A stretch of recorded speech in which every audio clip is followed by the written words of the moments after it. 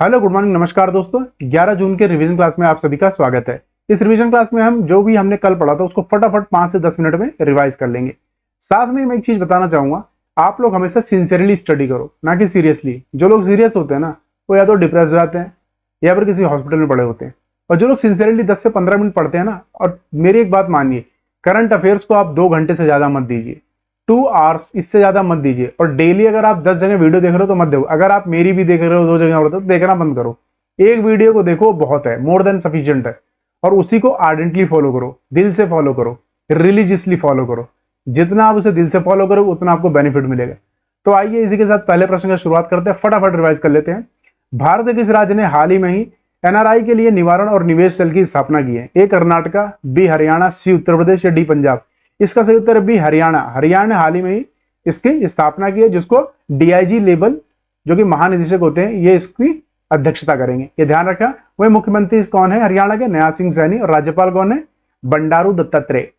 चलिए अगला प्रश्न देख लेते हैं फटाफट। अगला प्रश्न है, नॉर्वे शतरंज महिला टूर्नामेंट 2024 के पहले संस्करण का विजेता कौन है? तो हाल ही में नॉर्वे में महिलाओं के लिए पहला टूर्नामेंट आयोजित किया गया था, यह संस्करण। तो इसको जीता है ए वैशाली रमेश बाबू, बी जू वेंजुन, या सी लाई तिंगजी, या डी पिया ग्रैमली? तो इसका सही उत्तर है बी वेंजुंग, जो कि चाइना की चेस प्लेयर है, ये ध्यान रखें, इन्होंने इसको जीता है हाल ही में। उसी के साथ साथ ध्यान रखिएगा, इसका जो मेल मतलब मैन टूर्नामेंट था, वो जो 12th एडिशन था, उसको किसने जीता था? Magnus Carlsen. ध्यान रखिएगा, मैग्नस। इसमें बी प्रज्ञानंदा ने भी पार्टिसिपेट किया था, जो कि 4th राउंड में ही बाहर निकल गए थे, आपको ध्यान रखना है, ठीक है। वहीं अगर इंडिया की बात करें तो इंडिया में 84 शतरंज ग्रैंड मास्टर्स है 1988 से 2024 तक। वहीं भारत के पहले ग्रैंड मास्टर कौन थे? विश्वनाथन आनंद। और भारत की पहली महिला ग्रैंड मास्टर कोनेरू हम्पी। और भारत के सबसे कम उम्र के ग्रैंड मास्टर कौन है? डी गुकेश। और सबसे ज्यादा ग्रैंड मास्टर वाला स्टेट कौन है? वो तमिलनाडु है, ध्यान रखिएगा, साउदर्न स्टेट है तमिलनाडु, यहां पर है।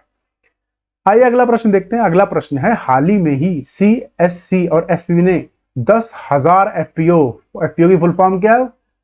Farmers producer organization. ध्यान रखिएगा कि क्या है, एक कंपनीज एक्ट के अंतर्गत बनाया और ऑर्गेनाइजेशन है जो कि फार्मर्स के बेनिफिट के लिए काम करता है। तो उसको सीएससी में बदलने के लिए किस मंत्रालय के साथ एक समझौता ज्ञापन हस्ताक्षर किया है? तो यार कितना आसान है, अगर आप फार्मर प्रोड्यूसर ऑर्गेनाइजेशन को जानते हो और कॉमन सर्विस सेंटर है, इसके लिए कौन हो सकता है? तो इसके लिए जिम्मेदार कौन होता है? फार्मर्स के लिए एग्रीकल्चर मिनिस्ट्री। तो इसका सीधा उत्तर हो जाएगा ए, मिनिस्ट्री ऑफ एग्रीकल्चर। देखिए, अगर आप ज्यादा दिमाग लगाओगे तो बेकार है, कॉमन सेंस से कई बार क्वेश्चन ठीक हो जाते हैं, ठीक है, कॉमन सेंस। तो कोशिश करो कॉमन सेंस यूज करने की, ना कि बहुत ही like a brain, just don't try to use like a brain like Einstein, okay, वो मत करो, इतना ही बहुत है। इसी के साथ साथ थोड़ा ये देख लेते हैं कि सीएससी को कब लागू किया गया था। 2006 में इलेक्ट्रिक्स और आईटी मंत्रालय द्वारा कॉमन सर्विस सेंटर को लागू किया था। यह सभी राष्ट्रीय ई गवर्नेंस योजनाओं को एकत्र करता है, मतलब प्रमोट करता है कि राजस्व ई गवर्नेंस मतलब इलेक्ट्रॉनिकली इक्विप्ड गवर्नमेंट, मतलब फोन के माध्यम से, कंप्यूटर के माध्यम से संचालित गवर्नमेंट। तो ध्यान रखिएगा। वहीं अगला प्रश्न देख लेते हैं। अगला प्रश्न, हाल ही में कौन भारतीय नौसेना की पहली महिला हेलीकॉप्टर बनी है? जो भी चीज पहला होता है ना, उसको बहुत इंपॉर्टेंट होता है exam point of view. Surekha Yadav, Avani Chaturvedi, या फातिमा बीवी, या अनामिका राजीव? तो इसका उत्तर आप मुझे ध्यान से देखिए, इसका उत्तर ये देखिए, ये है। तो इसका उत्तर है अनामिका राजीव, ध्यान रखिएगा, अनामिका राजीव। आप मुझे बताइए किस राज्य की रहने वाली है ये? और वहीं अगर आप बताऊं, फातिमा बीबी कौन है? फर्स्ट सीजीआई, कौन है? First chief justice of India. First मतलब महिला फर्स्ट।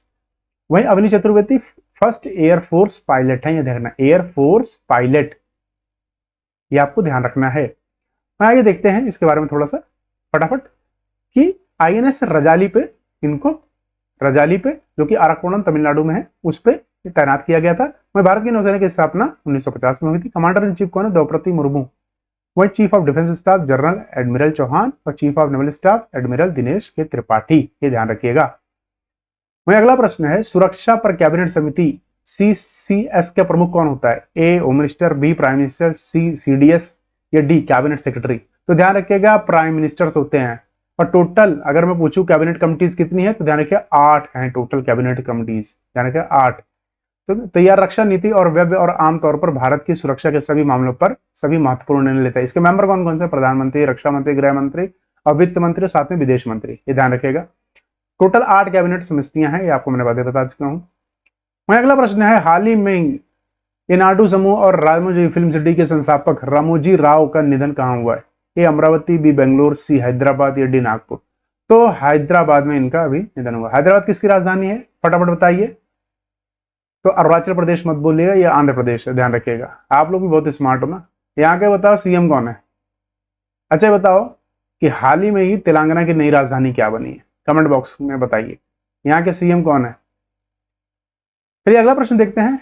अगला प्रश्न है, हाल ही में संयुक्त राष्ट्र द्वारा अपराधियों और वैश्विक सूची में किस देश को जोड़ा गया है? तो ध्यान रखिएगा, ए Israel, B Afghanistan, see Russia या डी नॉर्थ कोरिया। तो हाल ही में इजराइल ने गाजा पट्टी और पैलेस्टीन में जो चिल्ड्रंस पे इन्होंने अटैक किया, जिसकी वजह से कई हजार बच्चे मर गए, उसकी वजह से इनको इस लिस्ट में शामिल किया गया। तो ध्यान रखिएगा, इससे पहले अफगानिस्तान को भी शामिल किया था, लेकिन उसके बाद हटा दिया गया। और साथ साथ में हमास, जो कि एक संगठन है, ध्यान रखिएगा, कोई जगह नहीं है, हमास एक संगठन है, इसको और फिलिस्तीन, इन दोनों को इसमें भी शामिल किया गया। वहीं संयुक्त राष्ट्र की बात करें, इसका मुख्यालय क्या? New York city, USA. इसकी स्थापना हुई थी 24 अक्टूबर 1945 में। और इसके संस्थापक कौन है? सॉरी, इसके अगर मतलब सेक्रेटरी जनरल कौन है? तो महासचिव एंटोनियो गुटेरेस, ये इनकी तस्वीर है। अगला प्रश्न देखते हैं। अगला प्रश्न, यूएससी में जीतने वाले पहले भारतीय कौन बने हैं? तो ये बहुत ही इंपॉर्टेंट क्वेश्चन है, इसको मार्क कर लीजिएगा, इंपॉर्टेंट है। ऋचा मलिक, साक्षी मलिक, विनेश फोगाट या डी पूजा तोमर। तो ध्यान रखिएगा, डी मैंने बोला, पूजा तोमर। पूजा तोमर जी हैं, जो कि अभी हाल ही में पहली महिला बन गई हैं यूएफसी जीतने वाली, ये आपको ध्यान रखना है। वहीं अगर मैं कहूं कुछ पहले मेल कौन थे? पहले मेल, ध्यान रखिएगा, अर्जुन भुल्लर थे पहले मेल जो पुरुष में जीते हैं। ये हैं पूजा तोमर। इनको देख के आप में सोचो कोई फैशन इन्फ्लुएंसर है? नहीं, ये मुक्का मार के दांत तोड़ देंगे आपका, पहले बता रहा हूं। तो स्थल कहां पर हुआ था ये? तो लुइसविल, यूएसए में हुआ था, ये ध्यान रखिएगा। वहीं अगला प्रश्न देख लें। अगला प्रश्न है, हाल ही में भारत और कतर ने आर्थिक संबंधों को बढ़ावा देने के लिए पहली जेटीएफआई बैठक कहां जीत की है? तो जेटीएफआई की फुल फॉर्म आप बताओगे, मैं यहां लिख सकता था, मैंने नहीं लिखी। तो आप बताइए कि कहां पर हुई है, जो कि इकोनॉमिक रिलेशंस को इंप्रूव करेगा। तो ध्यान रखिए यार, देखिए अगर आपको पता है कतर के कहां है, इंडिया कहां है, तो दूसरे देश में तो करेंगे नहीं। तो कतर के किसी देश में, कतर या तो दोहा या दिल्ली। इसका सही उत्तर है बी, दिल्ली। देखो कॉमन सेंस, मैंने फिर बोला, कॉमन सेंस से कई प्रश्न आपके सही हो जाएंगे, तो ध्यान रखिए, कॉमन सेंस लगाइए, ठीक है। तो देखो गुड़गांव भी आंसर हो सकता था, लेकिन खासकर ऐसी जो जो मीटिंग्स होती हैं वो वहां के कैपिटल में या बड़ी सिटीज में होती हैं। तो दिल्ली यहाँ की कैपिटल है, इसलिए यहाँ की बात हो, बाकी दोहा में हो सकता था। तो इस जेटीएफआई ने बुनियादी ढांचे और ऊर्जा प्रौद्योगिकी और नवाचार जैसे क्षेत्रों में निवेश सहयोग बढ़ाने पर जोर देने के लिए किया है। वहीं कतर के अमीर कौन है? तो बिन अहमद। प्रधानमंत्री मोहम्मद बिन अब्दुल्ला। वैसे यहाँ के प्रधानमंत्री इंपॉर्टेंट नहीं, क्योंकि यहाँ कोई डेमोक्रेसी नहीं। अथॉरिटेरियन गवर्नमेंट है। कतर की लोकेशन देख ले, ये आपका सऊदी अरेबिया है, ये आपका कतर है।